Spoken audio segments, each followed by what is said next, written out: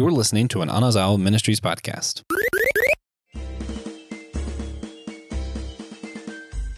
Well, guys, election season is finally about to be here in the United States. And to help us get through all the craziness, all the drama, and all the other just silliness we're all going to see, we're going to be discussing some of our favorite political thrillers and political moments in our fandoms, other patriotic IPs, etc. Hopefully, I can talk about Harrison Ford and Air Force One being the president. I'm excited for that. We know that not all of our listeners are American, though, so we're not going to try to focus too much on our politics. We probably will talk about it when it's relevant.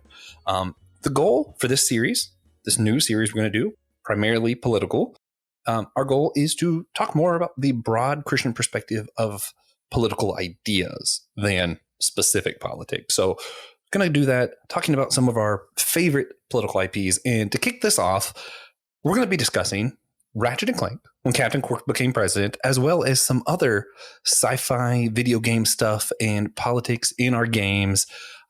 Really excited to do this one.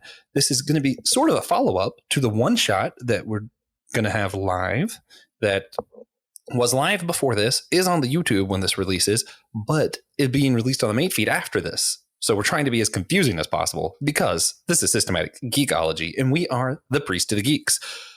I'm Joshua Knoll. Lately, I've really been geeking out on Indiana Jones. The new movie just came out. I loved it. So everyone be warned, because I am Josh with a bad opinion. So, I loved it. Whatever that says for you. And I am joined by the one, the only, probably my favorite Tolkien head. He's just so kind. Aw. Talking to Nick Polk. How's it going, Nick? I'm good. Well, you said you were good. You were nerding out on Indiana Jones, and we talked about it last time. So seen them all 8 times, except for the 5th one. I've only seen once so far. So far. Are you going to go see it a second time? Yeah. I'm probably not going to see it a second time this month, because today's the last day this month, but I am going to see it again while it's in theaters. Okay. It needs to be done. Yeah, there's a lot of meta stuff that I feel like probably makes it worth a rewatch. But yeah, what you been geeking out on, Nick? So I'm almost done with the latest season of Black Mirror. Super good. Nice. Kind of took a different direction this season. So they start off doing their, sci-fi technology, very deep, dark, depressing type of prophecy type stuff, and they've gone into horror and more magical semi stuff. So they've done that really well, and I've been enjoying it and say it's worth the watch. Wow, nice. Yeah, we have to do an episode on that one day. But before we do, we got to introduce the other host on the show, Christian Ashley, the most common appearance guy. Probably the most handsome too. Oh, yeah, thanks. Yeah, Christian. How's it going? I'm all right, Joshua. I had an answer, and then I completely forgot about what I've been geeking out on recently. Perfect. So recording podcasts, that's what he's been doing. Yeah. It's going to be a big day. I've got to record all these podcasts in my own. It's going to be a fun time. Then I got to go on a trip. You know what I'm geeking out on? I'm geeking out on something that just happened, and that is photos of my niece. I don't know if by this time I can actually say her name because they're super weird about social media stuff, but I have fallen in love all over again with this child. I'm about to go see her on Monday, and I'm geeking out on that because I'm ready. I've been looking forward to being an uncle for so long, and I'm going to hold this little baby in my arms, and I'm going to share her with absolutely no one. Aw, congrats, dude. Perfect. Yeah, congratulations. And guys, now we're here for the main part of today's episode, where we're going to talk about some video games, some politics, etc. I've talked about Ratchet and Clank on the show before with another host, David Pizarro. We talked about all of our favorite characters, including Captain Quark. But for those unaware, the premise of this game, basically, it starts off, there's this mechanic, who is a Lombax, the last of his species. We find out later on, he's an alien guy. He is joined by a malfunction robot that had to run away because they tried to terminate him because he wasn't supposed to be made that way. Or was he? There's a lot of Destiny stuff later on in the game. The game kind of focuses around them just kind of doing fun sci-fi adventures. It starts off with this corporate capitalist guy being the main villain. And then it turns out that their favorite celebrity, a superhero named Captain Quark, was actually the bad guy. And then he comes back for the second game and they fight him again. eventually he goes good, and you find out that all along, his earlier days when he was actually a hero, he fought Dr. Nefarious, who comes back, who's this evil robot that wants everything to be technology and everything is robots because biological creatures just aren't as good as robotic creatures. So it's science over humanity, alien kind, all that kind of stuff. It's the big beat of the game is that. But at one point, a politician tries to get Captain Quark because, he's a celebrity. He's famous. Just like all celebrities, he's been arrested and he's been redeemed, all that stuff. He's like, oh, would you come and sponsor me? And Captain Quark gets up there and builds himself up so much that he announces himself as running instead. And just kind of accidentally wins and becomes president. Because, that's just how things work.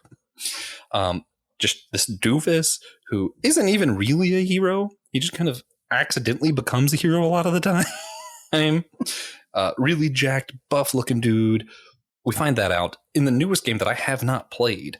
They go through some other dimensions, and in another dimension, Dr. Nefarious became emperor of all of the galaxies.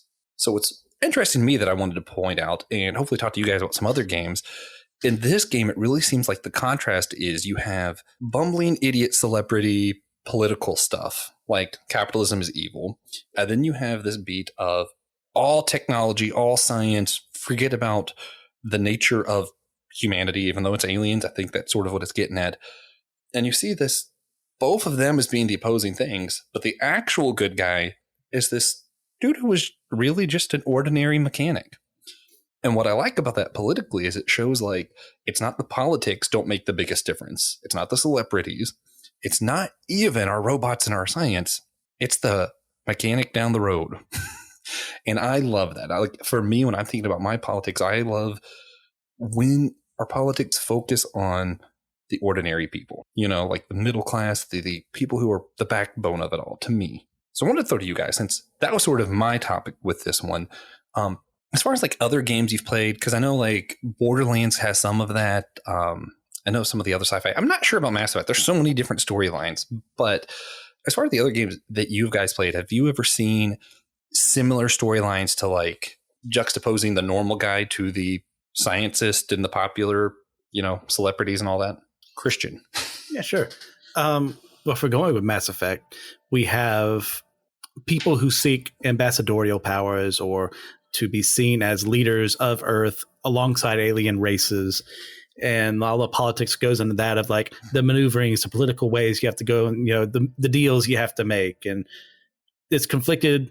You can contrast between you have Anderson, who is a war hero, who really wants the best for Earth and to be seen as equals in the galaxy. And then you have Counselor Udina, who is kind of that jerky, like, I'm a career politician. I fought my way to the top so that I would be seen as the best of the best. And I don't care about anything else except my image, but I'm going to say it's all for humanity's sake. Yeah, of course, naturally. Nick, you see any like political themes or anything in the games that you've played that you want to mention?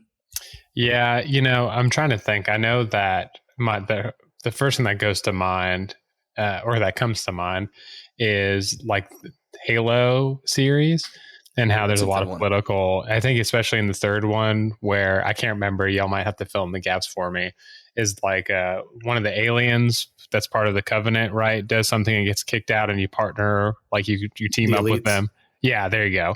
And you kind of partner with them and go through and all that good stuff. And of course, there's just a whole bunch of intergalactic politics that happen throughout that series, that have those big questions of technology and war and, different cultures and how they're fighting to exist alongside one another in the midst of all that conflict. Yeah.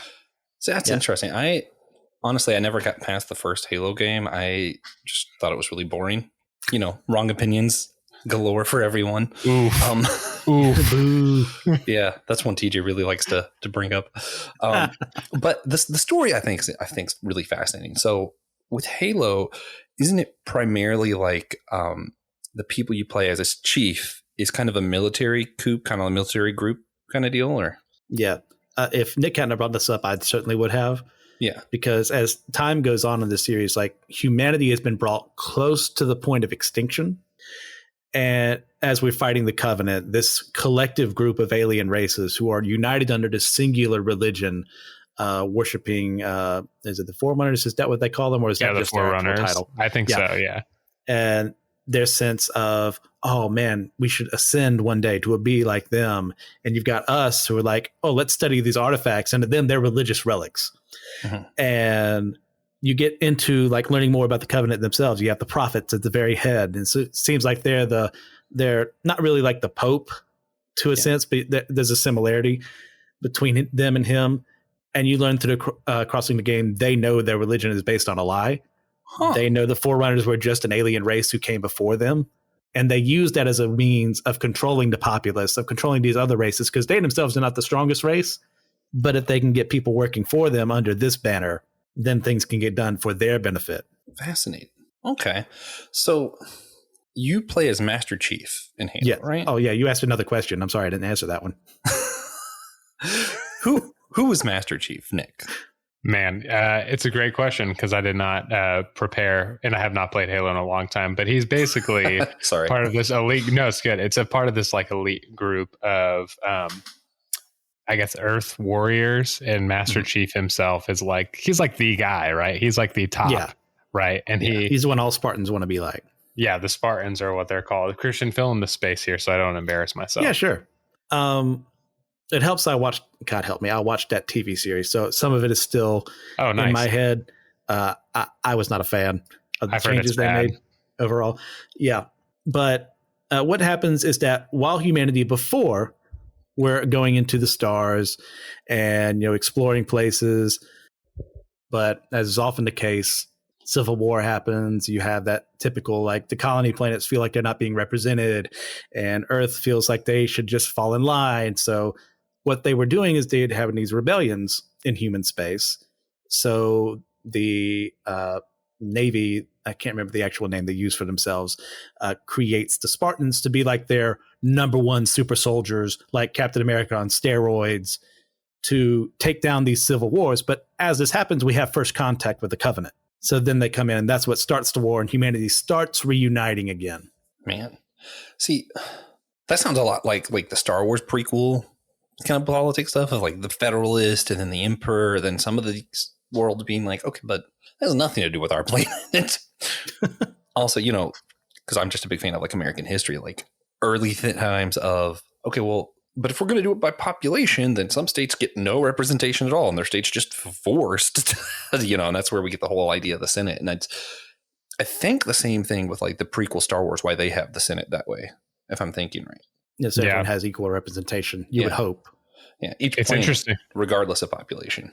It's interesting too to think about the prequels and Halo and these, and even Ratchet and Clank and stuff about being developed right around the time that 9/11 happened, and how a lot of that stuff is really focused on like, okay, we're united against one enemy type of a thing. We're all kind of strayed and all that, and there's a lot of those themes of coming together, or like you have with Star Wars, the classic line. Yeah, this is where democracy goes to die, with thundering applause or whatever. Yeah. And it's just really interesting that all of that stuff fits within that intergalactic sci-fi space. Oh, yeah. And well, fun to me, too, because you were talking about like Master Chief being like the guy, like the top of the top.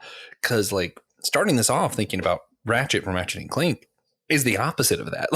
Like he's just some dude. He's the last of a species, not super strong or anything. He's a mechanic, so that helps him a lot in different situations. His main weapon is a wrench, not because it's a good weapon, but because he just happens to have a wrench, and it's funny too. Cause like, even like when they do like the tournaments, one of the things that cracks me up the most, cause I'm one of those guys who has to complete a game 100%. I don't know if you guys like that, but like a lot of games, not all of them, I've eased up as I've gotten older because I don't have as much time. But a lot of games, I have to beat it 100%.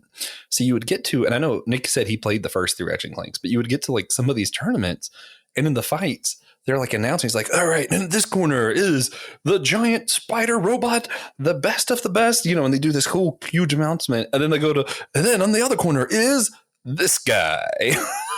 Like they don't even know his name.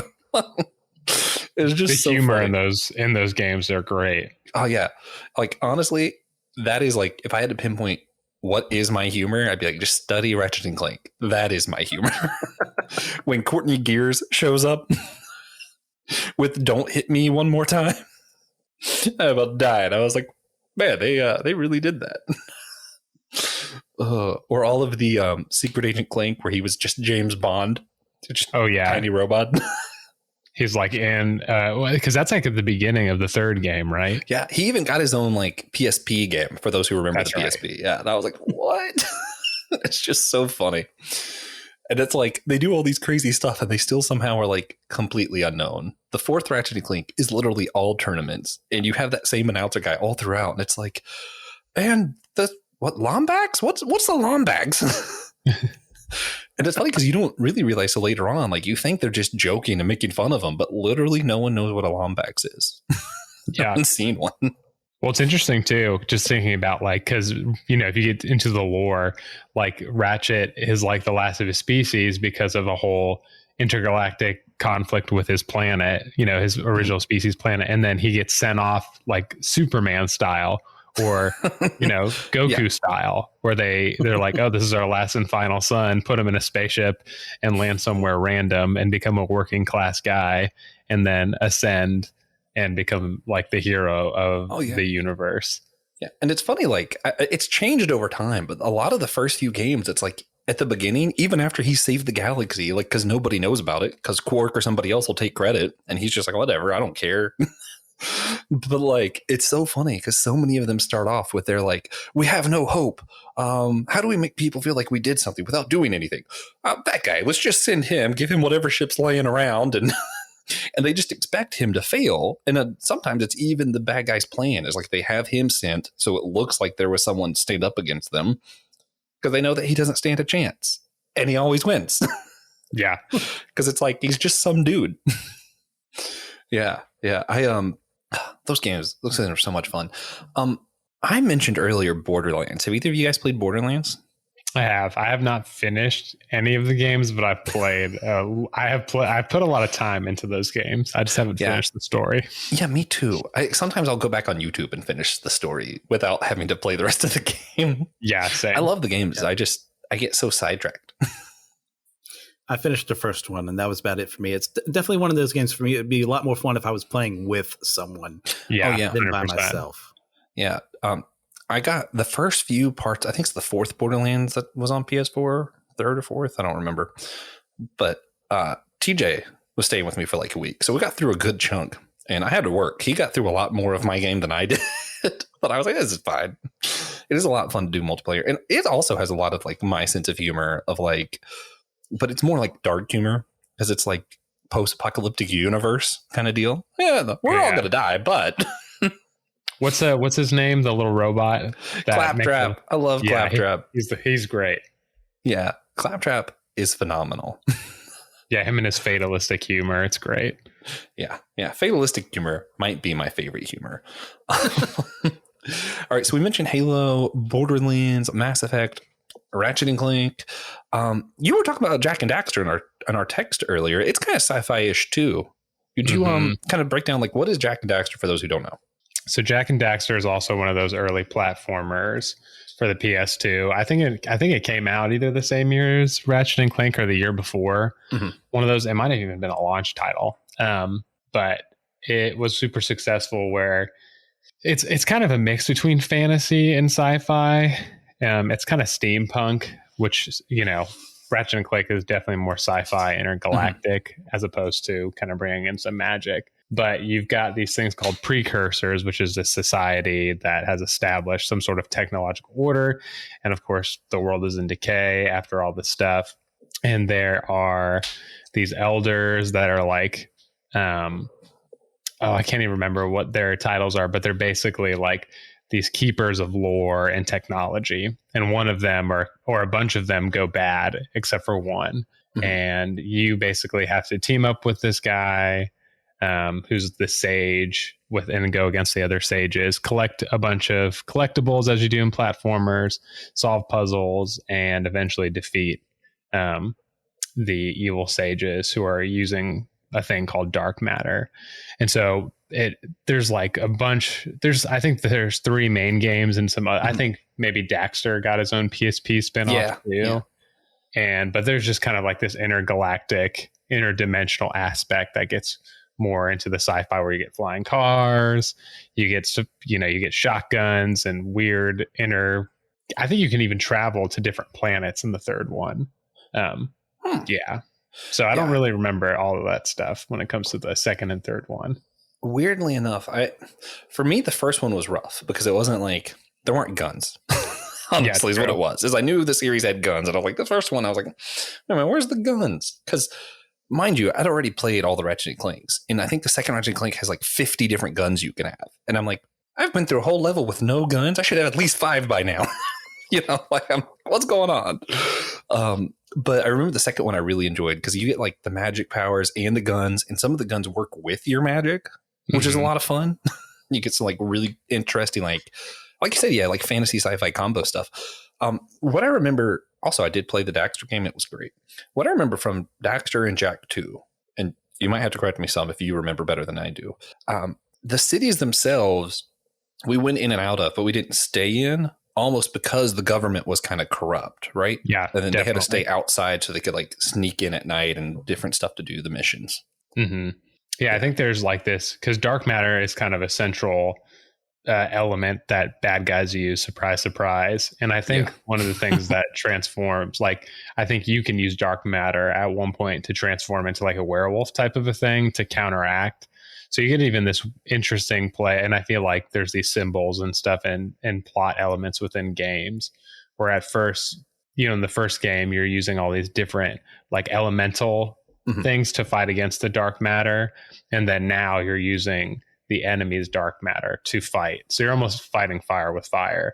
So there's more of like this good and evil, traditional good and evil type of dichotomy going on in the first game. And then things start becoming more gray and people are starting to use, you're starting to use the enemy's weapons against them type of a thing. Yeah. Man, I don't think I ever played Jak 3 at all. But weirdly enough, there was a Jak and the Daxter that happened after that trilogy that was only on PSP that I played.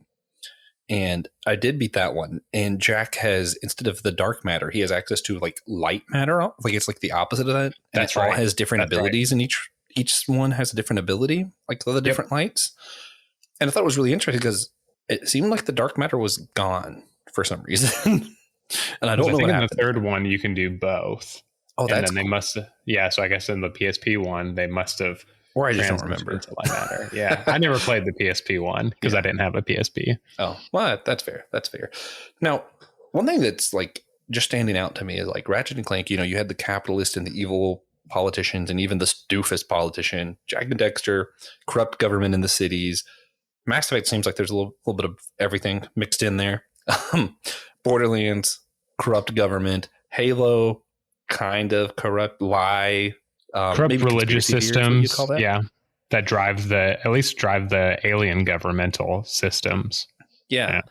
I mean, do you think that's like a common theme through a lot of games where the politicians, the like establishment, is the bad guy? Oh, absolutely. I mean, you don't really have to go far. I mean, you can go through many things. You go through BioShock, you go through the Outer Worlds, the Fallout, plenty of places where you see government as a heavily flawed system that at best may get stuff done and at worst is taking advantage of the people under it. And I can't ever imagine why anyone would ever think that. All these perfect governments we've always had. That's why there's never been rebellions against them, and there's never been people protesting against them. So true. That's why this is why we're talking about this, because it's sci-fi, it's not real. No, it's because sci-fi most of the time is a reflection of things happening to us at that moment in time. We see the fears of the day. That's why you see your 50s movies. We are afraid of the atomic bomb and what it can do to the entire world. So that's why we have so many radioactive threats. So that's why we have so many giant monsters, your kaiju, that are changed by radiation and to become this terrible thing. Mm-hmm. I mean, the entire first Godzilla movie alone is just a walking, not really talking, atomic bomb that lays waste to Tokyo. Well, whatever happened to them that they would ever make a monster based around that? Yeah, right. Fair. Yeah, I was trying to save Fallout because we are going to do a whole episode on it next year. It's going to be good. But yeah, what I think is interesting is like you definitely have a point with all that. And yet you don't see most of your sci-fi or video game fans being the ones that are like anti-federal government, big government kind of stuff. Like you don't see them being the one opposing, Medicaid or any of that kind of stuff. Like it's still like, yes, we don't necessarily trust it, but also the majority still is for a lot of these governmental programs. Nick, why do you think that is? You're talking about in real life. Yeah. Like why do our gamers who engage in these stories not then like translate that to distrust government programs? Yeah, I think it's more of like, how do you do that, especially if you have been steeped in the stability that a government has provided? Yeah. So let's think about it. Government institutions like that we have access to, right? Public schools, right? Even there's problems in public schools, right? Whether you support them or not. But it's going to be there. And there's lots of people who have lots of issues with them. And there's whole movies about the corruption of public schools, or like the failure of public schools. Obviously we have a bunch of, biopics on, segregation and integration, all that good stuff. And so I think that we just are used to it. And so there may be things we're unhappy with, but how we translate that unhappiness, or what's the word I'm looking for? Like discouragement. Yeah, I don't really know the right word. I'm looking for something particular about practical, but I think y'all get what I'm saying. And I think it's hard to translate that into action. So we explore it in these different IPs, but I don't know. It's tough, because I think that generally when you see government programs that are like, yeah, we want to feed old people, we want to make sure that our elderly citizens have housing and healthcare. And I think that it's really hard for someone to go, that's bad.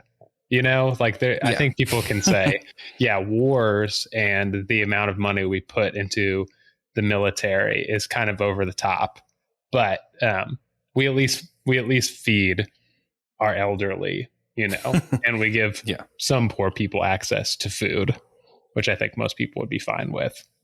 Yeah, true. I think these kind of conversations are really interesting, especially with us three. For context for the listeners, which, guys, tell me if I'm misrepresenting you. I don't think I am. I say Nick is probably more progressive, both theologically and politically. Yeah, that's true. I'd probably see like politically, I'm like center right. Theologically, I'm probably center left. And then I think Christian would both probably be more on the conservative side, both politically and theologically. Yes. Yeah. So what kind of makes this really fun? So Christian, you aren't the typical sci-fi nerd video gamer. You do kind of support more the party that prioritizes smaller government over some of the big government stuff. Do these stories impact your views on that stuff, or is it just kind of a coincidence that you like both things? I mean, at the end of the day, all cards on the table, I'm a registered independent. I have been as such since I had the ability to vote. Even at my most jingoistic as a teenager, like I could not reconcile my beliefs in Christ with what the Republican Party was doing. Not say like I've totally like written them off in the same way I had the Democratic Party, or the Democrat Party, I should say. So just to let you know all that on the table. Now, as far as this is concerned, I'm not really their target audience. Mm-hmm. Most writers, most developers are going to come from a bit of a more liberal left bias from what I've seen. And let's say that's 100% across the board, because it's not true. Yeah. But typically that's who they're going for. They're trying to tug at your heartstrings. Now, unfortunately, most gamers are tone deaf. And if you hit them with subtlety, they're going to go, okay, whatever, and move on with their lives.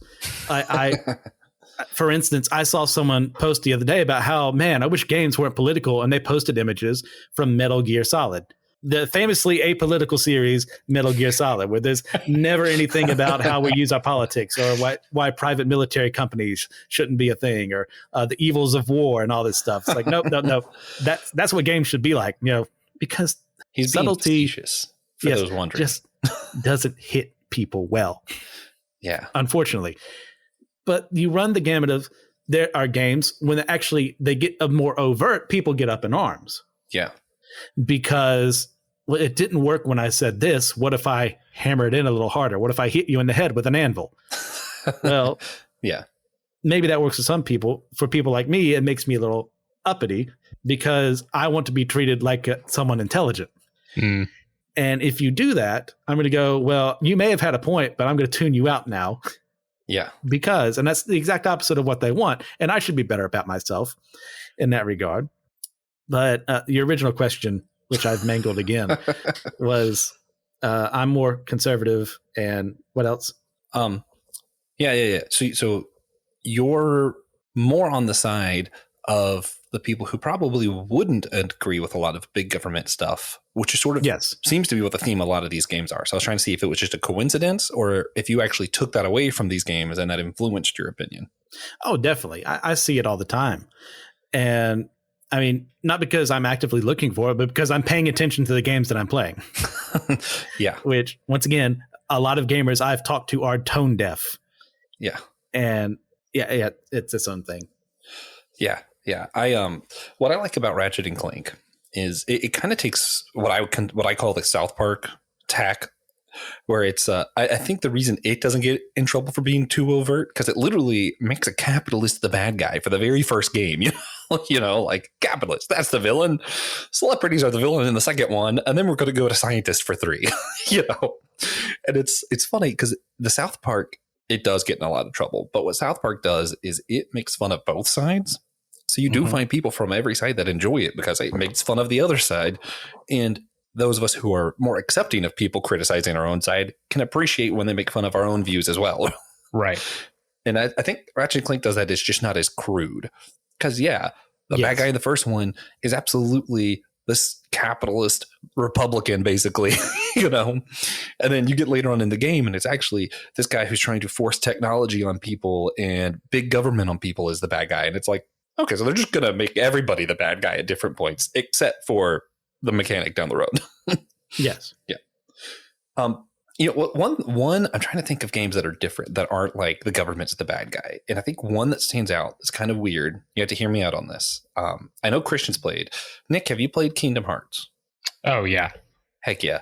So in the Kingdom Hearts series, it's hard to see the politics of it because everybody has their own world and the worlds are getting destroyed in a lot of it. And there's kind of, it's more about darkness and light and King Mickey than anything else. But you kind of see King Mickey as he's king, monarchy kind of deal for light. The good guys are that. The bad guys are more of a shadow government organization. Like Organization 13 is kind of behind the scenes. It's not in everyone's face. It's not the political leaders everyone knows about. It's the behind the scenes and everybody's like, oh, why is bad things happening? We don't know. Do you guys see that? Am I stretching this, or is it kind of does seem like that's a little bit different than what you usually see in games? No, I see it completely. I mean, Mickey is kind of like the ideal king, the ideal hero leader. You want to have someone like him in charge. Like normally, if he hadn't have, I guess in this context, he was probably born into the position. We don't really get into the politics of that necessarily. Walt appointed him. Yeah, there you go. Walt himself did. But at the end of the day, like that's the person you want in power. The one who's going to look after his people at the cost of himself. Like how much time did he spend in the realm of darkness to find Aqua and get out of there? And how much time did he spend away from his people to protect them from things they haven't seen? Like that's who I want. Then you've got your shadowy Organization 13 and all of them like your reasoning is flawed and this is how the world really works is through darkness and all this mess. I love Kingdom Hearts, but sometimes it gets a little too on the nose. It's so good. Yeah. Yeah. It's interesting. You made me think about, because, just tying everything back to Tolkien and Lord of the Rings is that like, Tolkien himself believed the best. He even talked about, he was like anarchist / monarchist, where he was like, government is bad except for if there was like the most benevolent king that existed, then we could trust this king and live life. That would be a great government. And we have this in Mickey, who even so in Tolkien kind of writes that character, that perfect king, into as Aragorn. Well, and then I'm thinking too, famous Mickey Mouse analog Aragorn. Mickey is Aragorn. Kind of, because Mickey also has a hood and he's kind of working behind the scenes. He's like a Strider type of a deal. And then he reveals himself and he's like, what's up? Mickey's back. Aragorn does the same stuff, dude. I'm going to have to write a Tolkien Pop article about this. You've convinced me. This is great. This is great. Oh, man. I love this. Yeah. So for those wondering, Kingdom Hearts, you start off, you're just a kid on this island. Worlds start getting consumed with darkness, and you're going through and you're fighting these like shadow beings kind of thing. I'm not going to explain the whole game. As you go, you have this key. You don't know where it came from, but it's the only thing that's able to fight the darkness that you've seen. As you go, you end up seeing there's other keys, there's other things going on. Mickey Mouse is kind of the one behind the scenes. He sent you Donald and Goofy, who are your companions, who help you find off the darkness and all the bad guys. And then there's this Organization 13. You kind of slowly see them, and they're kind of somehow controlling some of the bad guys, that you've been fighting, and even intentionally having you defeat them because it releases darkness into what's called the Kingdom of Hearts. Wow.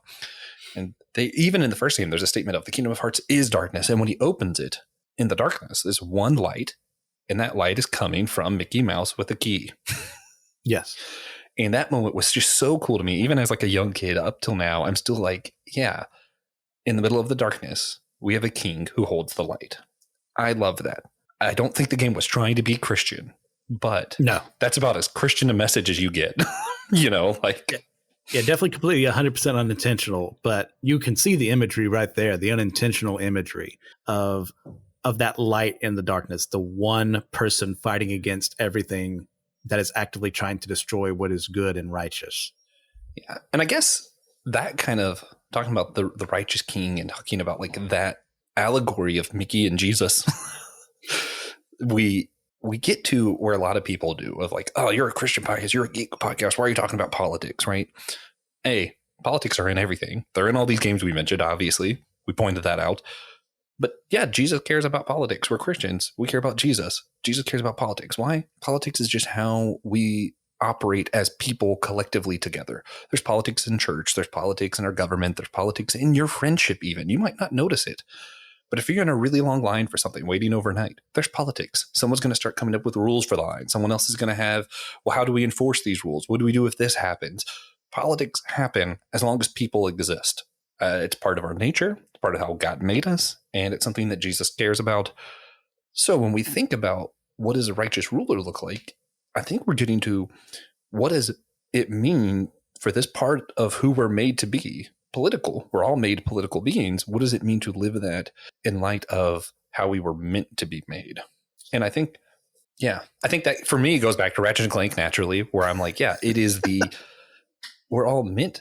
That's not our main thing. Like, I feel like the people who they're striving just to be over everyone else so that all the politics work the way they want it to.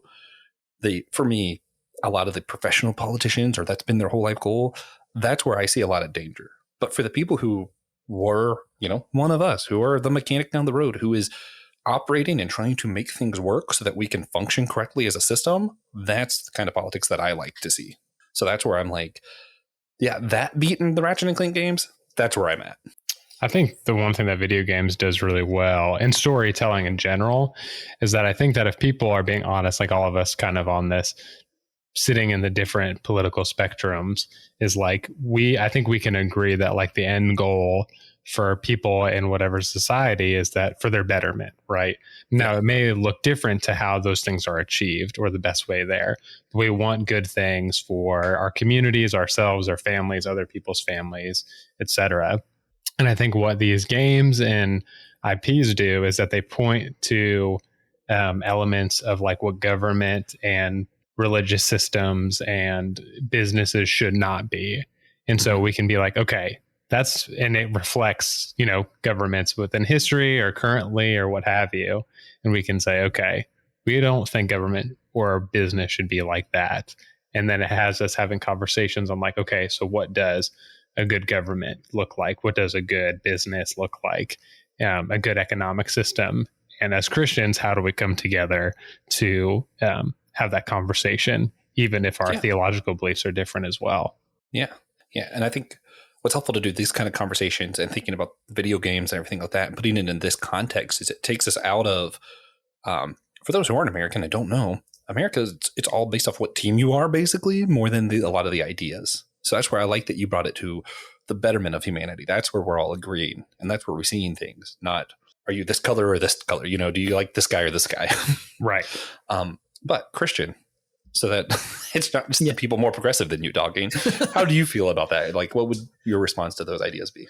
I mean, excellent points all around. I mean, but for all that, let's go back to Jesus and how he responded to politics. You're right. He didn't just ignore them. He didn't pretend he was better than this.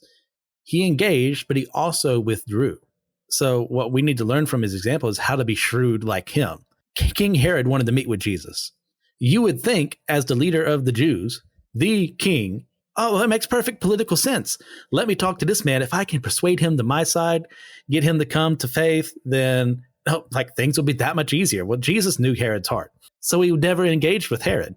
He knew the Pharisees' heart, but he engaged with them because they were the religious leaders of Israel.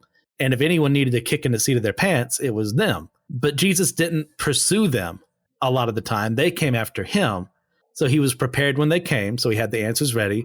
He could rebuff them, not to make himself sound better to them, but to show their weaknesses, show their frailty as humans, and then proclaim who he is and the glory of God. So, but there was also a point too when Jesus avoided them because nothing productive would have happened by talking to them. Mm-hmm. And Jesus isn't here to waste his time. He's only got 30 some years to get things done. Yeah. And talking with people who are not going to listen to you is a waste of time. I hate to say that, but I mean, they had made their choices.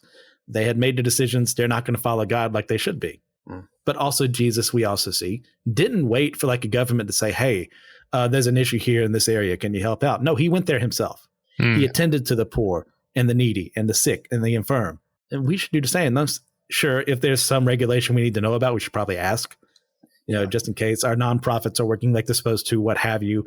But Jesus didn't wait for someone else to tell him to do something. He went and did it. Yeah. And that's, it's funny because I feel like a lot of Christians and a lot of people who, much like me, are a little disgruntled at systems in general. One of the problems I have with other people like me you tend to get this kind of mindset of, we don't need the politics. We don't need any of this. Let's just go out and do good, right? But here's the problem with that. Your church takes all of the money that we've given, we put it all together, and it goes out and it does all of it to feed the hungry in your city. That's a great thing, right? We're all happy about that until you realize there was 2 or 3 people in your church that were really passionate about getting homes for people who needed homes. And their vision wasn't being able to pour it into it all because you took all the money and fed the hungry, which you should do. But you should also home those who need homes. And that's where all of a sudden you're like, oh, wait, we did need politics. We did need something to set up. How are we going to do both of these things? And how much should we give to both things? I don't have the answer for how you do that. If any church is wondering, I don't know. Maybe play more video games. You'll find out. So true. So what would you guys say? If you had to point to one spot where you think politics are done really well by the good guys in a video game, where would you point? I'm going to let you guys know now, I'm not pointing to Borderlands. They're all bad. This is actually really hard for me. Yeah. I'm having a tough time myself. I've played I will say a couple times in Mass Effect. Galaga. Yeah. Galaga. Yeah. Perfect. Apolitical game, Galaga. There's a couple times when Anderson, who is the more reasonable person, uses his position to help people, sometimes a little more forcefully when needed, sometimes under the scenes. So what we can learn from that is, well, where am I positioned right now? Mm-hmm. What good can I do with what I have? Do I have someone I know on the city council? Am I on that council? Am I a mayor? Or what have you? What can I do with the position I have to help the people under my, not control, but constituency might be the better point to make there. Yeah. Yeah. Nick, can you think of any examples of it done well outside of King Mickey? Or you just want to talk more about King Mickey? That's fine. Yeah. The perfect, the archetype next to Jesus. I'm just because I've talked about Diablo 4 and that's been in my recent memory and I've played all of the games previous. I think there's kind of a whole, it's more of an religious institution, but the religious institutions are kind of the governing bodies in Diablo. And so there's lots of conspiracies. You find out that, even heaven, even the institutions that represent heaven, there's ulterior motives that are done at the cost of people's well-being. And I think there's just a lot of like the well-being of communities is the goal. And so you're fighting against primarily demons, of course, and fantastical creatures. But sometimes you have to fight against the institutions that claim to be bringing forth the will of heaven. Yeah. And I think that there is this, obviously it's through violence and weird magic, but you have to fight those things that their end goal is ultimately the acquirement of power and the exerting of that power, as opposed to the well-being of everyone in the realm of sanctuary. And so you kind of fight for everyone's well-being, whether that's governments, religious institutions, or tribes, etc. Yeah. That's a good one. I need to get more into Diablo. Surprise, surprise. I'm going to go with Ratchet and Clank. Yeah. But I'm going to go to the third game, Up Your Arsenal. Before Captain Quirk becomes President Quirk, it's actually the beginning of the game. He's already been defeated. We don't know where, he was a celebrity who went bad and Ratchet beat him, saved the galaxy again. Game starts. Dark and Nefarious is kind of creeping up. We see villainous plots happening, all the bad guys doing stuff. And Ratchet ends up being put on a team with like Al. If you're like me, just the mention of the name kind of breaks your heart a little bit. If you don't know, I'm not going to spoil that for you. Just know you're going to grow attached, and I'm sorry. But yeah, you have Al, you have I think Helga's her name. You have a few of these other characters who are coming together, all have their different specialties. And Ratchet ends up, mind you, this is right after the second game, where Quark was a big bad guy, tried to kill them just because they exploited the evilness that he had when he was working with the capitalist. They go and find him, rescue him, kind of refurbish him, make him like a brand new version of himself. And because he is a celebrity, he's the popular one, and it's what people needed to see, was the hero they all knew being at the helm of the team. He ended up being the leader, and Ratchet kind of submitted to it, even though they know he's a doofus. They know that he was a bad guy, because it's what people needed.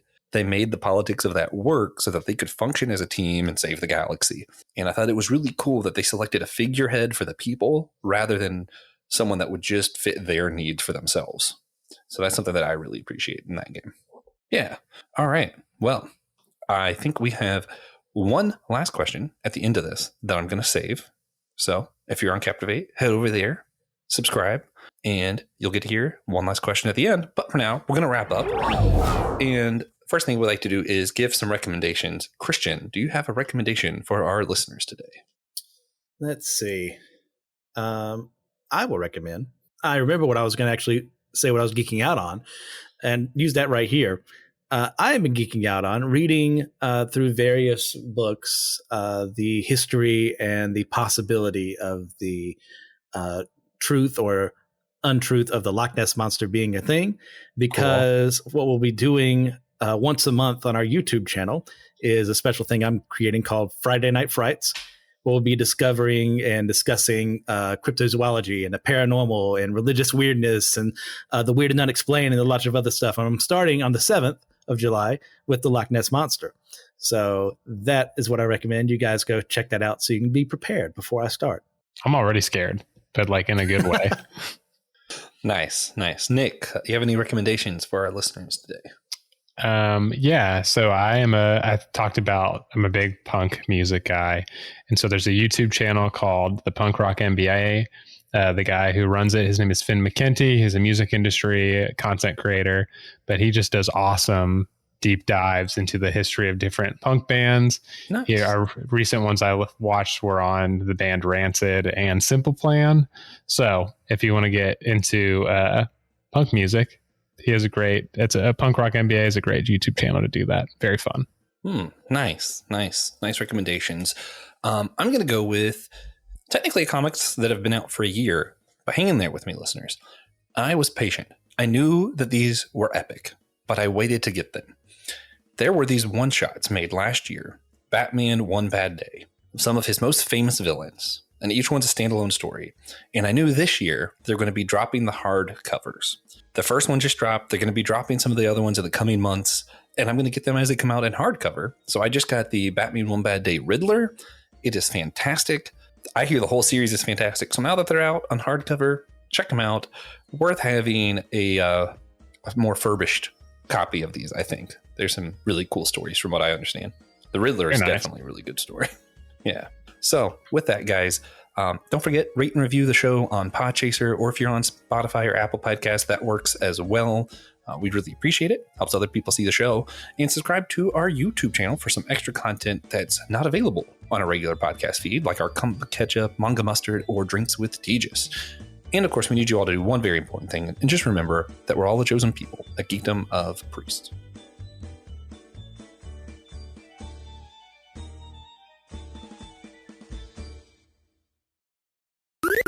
This was an Anazao Ministries podcast. If you enjoyed this show and would like to learn more about our network, be sure to check out the Anazao Ministries podcast network.